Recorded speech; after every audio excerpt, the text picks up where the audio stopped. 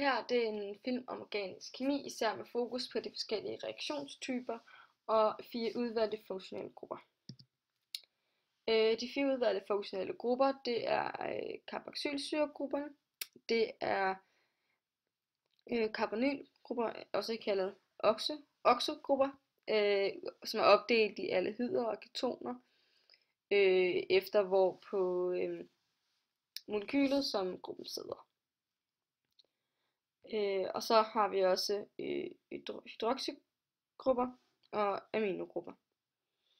De forskellige funktionelle grupper kan betyde noget for molekylet, give nogle forskellige fysiske egenskaber til molekylet. Det vil simpelthen være en ændring af kogepunkt, en ændring af pK-værdi, eller at molekylet kan få nogle hydrofile egenskaber, ligesom ved en hydroxygruppe. De her funktionelle grupper har også en stor betydning ved navngivning af organiske molekyler. Navngivning af organiske molekyler skal man først og fremmest være opmærksom på, hvilken en, der er ens højst prioriterede funktionelle gruppe. Jeg starter lige med det første eksempel, hvor jeg har 2 funktionelle grupper. Den ene er en aminogruppe, her, mens den anden den er en hydroxygruppe. Den her tabel er de funktionelle grupper også sat fra øverst til nederst, prioriteret efter, ja, så de er prioriteret den rækkefølge, som de funktionelle grupper er, vil jeg vil sige. På den her liste kan jeg se, at hydroxygruppen den er prioriteret højere end aminogruppen, og derfor er den mest højst prioriterede funktionelle gruppe i mit organiske molekyle. Derefter skal jeg kigge på, skal jeg finde min hovedkæde. Hovedkæden det er den længste kæde af carbonatomer, hvor den højst prioriterede funktionelle gruppe sidder på. Her er det rimelig lige til. Hovedkæden den her med 4 carbonatomer, og derfor skal vi bruge navnet butan. Derefter skal jeg nummerere carbonatomerne, sådan så den højst prioriterede funktionelle gruppe sidder på det carbonatom med det laveste mulige nummer. Derfor så får carbonatomerne numrene 1-4 fra højre mod venstre, det vil sige 1, 2, 3, 4, så hydroxygruppen sidder på carbonatom nummer 1. Derfor skal man kigge på andre sidekæder og substitutionsgrupper og andre funktionelle grupper. Her har jeg kun en funktionel gruppe, som er aminogruppen. Derfor skal jeg bruge præfikset herfra. Præfikset kan man se i tabellen. Det er amino. Desuden skal jeg kende til aminogruppens placering på mit molekyle. Den ligger på carbonatom nummer 3, og derfor så får molekylet præfikset 3 amino. Til allersidst så skal jeg vide, hvor hydroxygruppen sidder, og den sidder så på carbonatom nummer 1. Og der får molekylet navnet 3-aminobutan 1-ol. 3 amino, fordi aminogruppen sidder på carbonatom nummer 3. Butan, fordi at kæden har 4 carbonatomer. Og 1-ol, fordi at hydroxygruppen sidder på carbonatom nummer 1. Her er et eksempel nedenunder, som ser lidt mere avanceret ud, hvor jeg har inddraget de 2 andre funktionelle grupper, jeg vil have fokus på.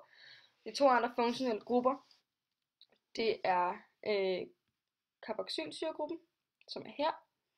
Og så er det 2 carbonylgrupper, hvor den ene er en keton, og den anden er en aldehyd. Igen skal jeg først kigge på, hvilken en, der er min højst prioriterede funktionelle gruppe.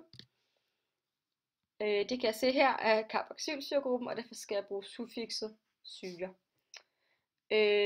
Derefter skal jeg igen kigge på, hvilken en, der er den længste kæde af carbonatomer. Den længste kæde, den er også rimelig lige til at se, den er lige her.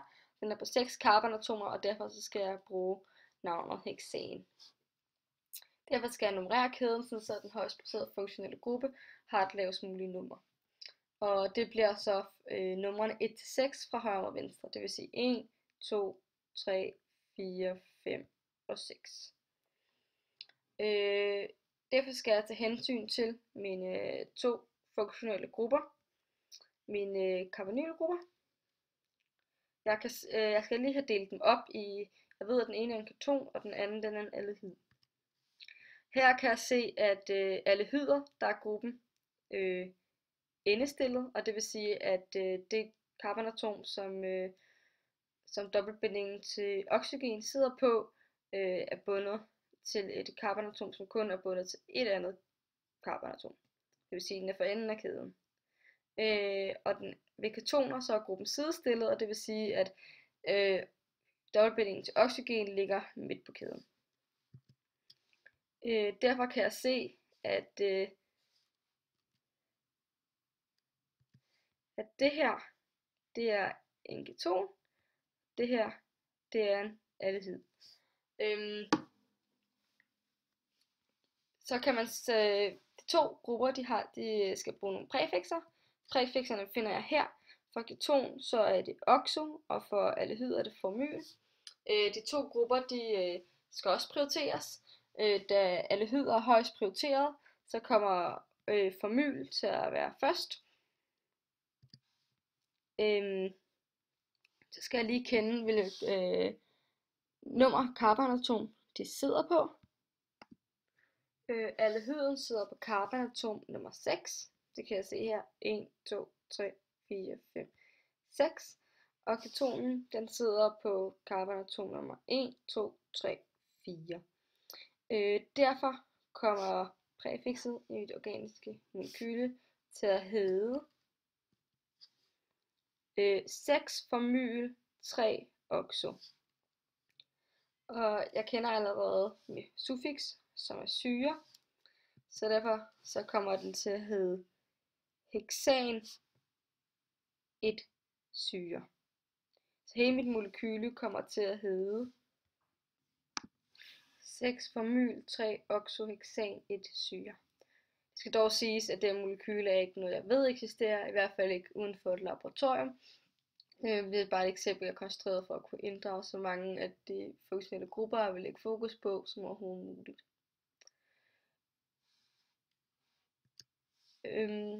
Sidst så vil jeg forklare om de forskellige reaktionstyper.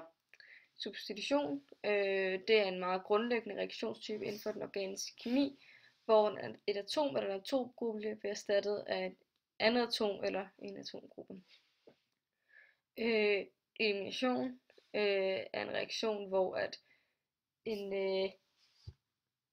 der bliver dannet en dobbelt- eller tridelbinding, og derved frastallet et atom eller en atomgruppe. En addition er det modsatte af en elimination, hvor der sprænges en dobbelt- eller tridelbinding, sådan at der kan tilkobles et atom eller et atomgruppe. Alle organiske molekyler, de kan brænde, og ved en forbrænding bruges katalysatoren varme, og der dannes vand og CO2. Og produkterne er selvfølgelig et organisk molekyle og ilt.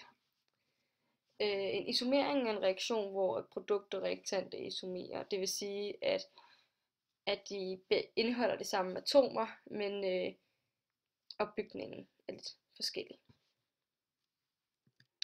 En hydrolyse er, hvor et større molekyle og vand går sammen og danner to mindre molekyler. Kondensation så er et omvendt reaktion, hvor to mindre molekyler går sammen og danner vand på et større molekyle. Så vil jeg lige kigge lidt nærmere på de eksempler, jeg har brugt. Det første eksempel, det er fra et forsøg, vi lavede, hvor vi blandede heptan og dibrom i et reagensglas.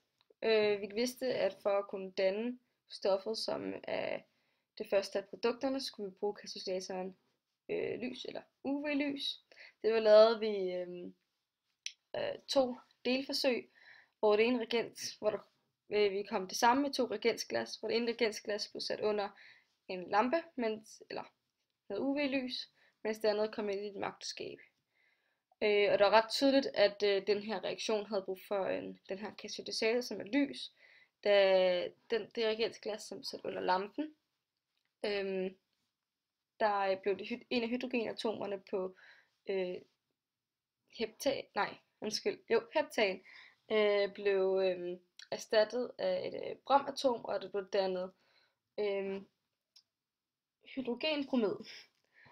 Og det kunne man se, da reaktanterne, eller opløsningen før forsøget, det havde sådan en gul farve, mens hvis forsøget forløb, som vi håbede, så ville opløsningen blive gennemsigtig.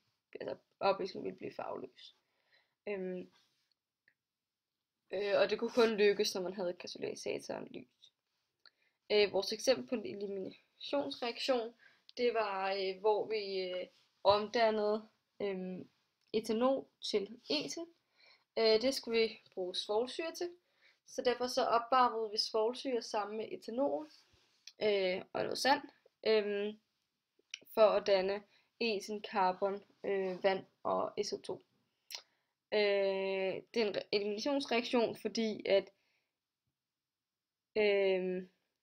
hydroxygruppen blev fraspaltet for at danne en dobbeltbinding mellem de to carbonatomer.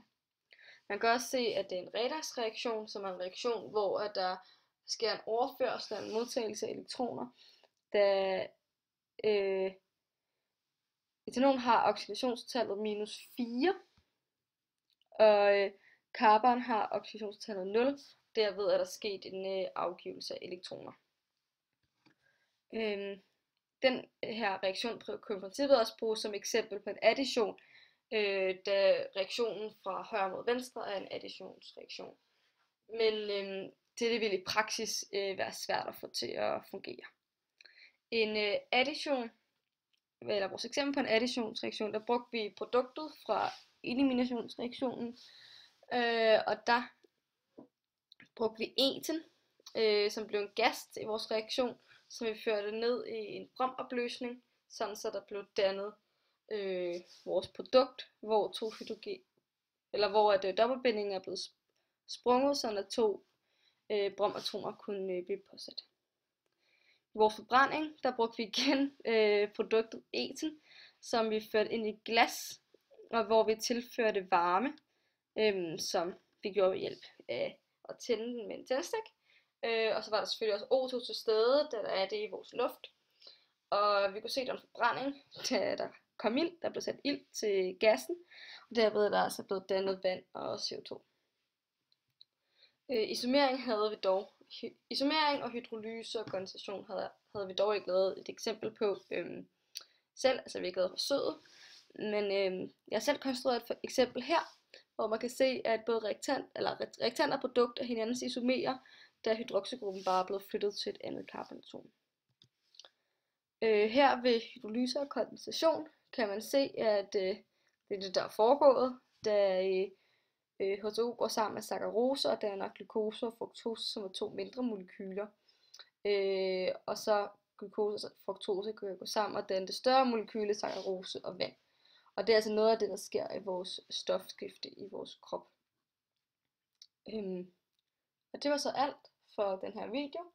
Det var alle reaktionstyperne. Hej.